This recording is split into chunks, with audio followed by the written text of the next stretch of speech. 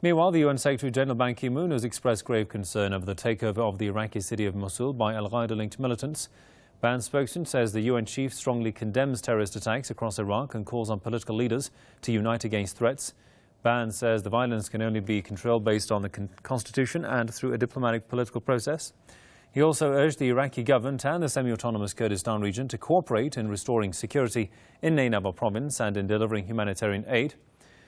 Ban says the UN member states are obligated to impose financial sanctions, an arms embargo and a travel ban on the ISIL.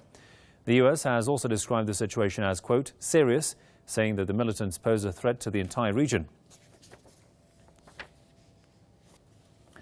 To discuss this more, let's go to Idaho and talk to Mark Glenn, author and political commentator. Welcome, sir. Mr. Glenn, how serious is the threat of Takfiri's going to be to Iraq? I mean, is Iraq going to be another Syria?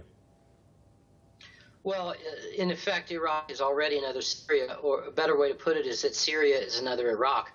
You have two Arab countries who have effectively been destroyed by a coalition of American, British, Israeli, and other Western forces. So, in effect, what I see this as being is basically a retreat from Syria. The fact that Assad seems to have gained the upper hand with regards to these terrorists, and the fact that he has just reacquired the presidency in this recent election.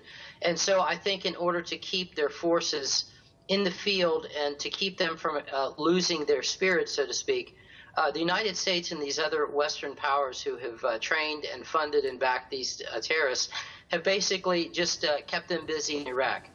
There's no other way to read an attack of this sort without including in that what has to be the logistical support of the United States in organizing something such as this. That's the first comment I'd like to make. The second comment that I would make regards Ban Ki-moon. You know, he's talking about the United Nations condemning terrorism. What was the destruction of Iraq beginning over 20 years ago by the United States and these other Western countries? That was state-sponsored terrorism, albeit under the official guise of being a UN action. Ban Ki-moon and others like him are the last people who should be commenting on terrorist attacks.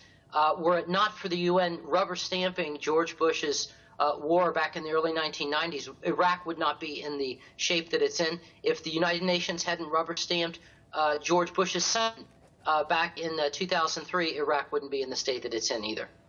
And of course, the host of people fleeing Iraq, and potentially they're going to carry the name of refugees. I mean, what is going to become of Iraq without a people? Well, basically, this is when George Bush, the younger, announced on the, I believe on the Abraham Lincoln, the aircraft carrier, mission accomplished.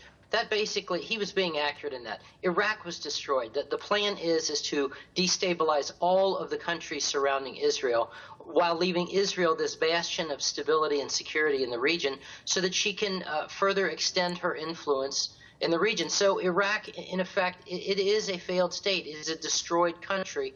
And in that regard, George Bush's words were very prophetic. Mission was accomplished. All right, we'll leave it there for the time. Many thanks to Mark Glenn, author and political commentator from Idaho. Thanks for your time there, sir.